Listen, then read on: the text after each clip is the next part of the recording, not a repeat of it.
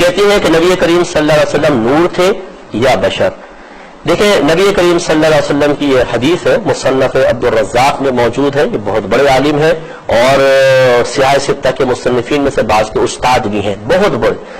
انہوں نے یہ حدیث نقل کی ہے، نبی کریم صلی اللہ علیہ وسلم نے ارشاد فرمایا کہ اللہ تبارک و تعالی نے سب سے پہلے تمہارے نبی کے نور کو پیدا فرمایا.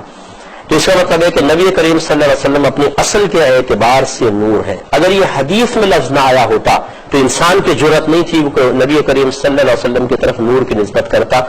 اب وہ نور کیسا تھا اس کی حقیقت کوئی نہیں جانتا ہے، لیکن حدیث کے ظاہر کو بنیاد بنا کر اگر کوئی جملہ کہے کہ نبی کریم صلی اللہ علیہ وسلم اپنی اصل کے اعتبار سے نور ہے، اس میں کوئی انکار نہیں. پھر ہر نبی بشر ہوتا ہے، یاد رکھیں، جو نبی کی بشریت کا انکار کرے وہ کافر ہے. ہر نبی بشر ہوتا ہے، کوئی فرشتہ نبی بن کر نہیں آتا، کوئی جن نہیں، کوئی عورت نبی نہیں ہوئی، مرد ہوئے اور بشر ہوئے. تو اس کا مطلب ہوا کہ ہمارے نبی کریم صلی اللہ علیہ وسلم بشر بھی ہیں اور پھر نور بھی ہے. تو نور اور بشر میں تو ایک دوسرے میں ٹکراؤ ہے، جیسے بلا تمثیل آگ اور پانی میں ٹکراؤ ہے. تو اس کا جواب علماء نے یہی دیا کہ نبی کریم صلی اللہ علیہ وسلم اپنی اصل کے اعتبار سے نور ہے اور وہ نور لباس بشریت میں دنیا میں تشریف لائے ہیں.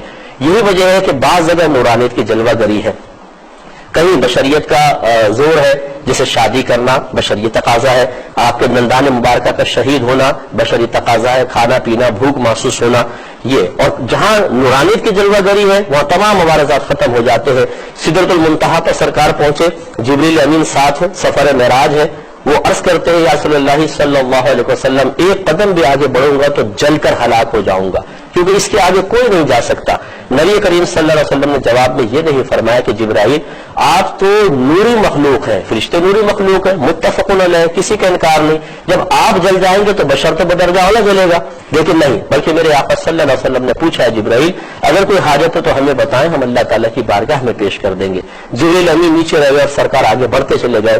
اگر آپ صرف بشر ہوتے، نورانیت حقیقت آپ کی حقیقت میں داخل نہ ہوتی تو آپ جل جاتے. اور پھر کمال مصطفیٰ صلی اللہ علیہ وسلم دیکھیے کہ جسم اقدس تو چلے پھر بالکل ذات ہی ہے، جو پہنا ہوا لباس ہے اس کا دھاگا بھی نہیں جلا.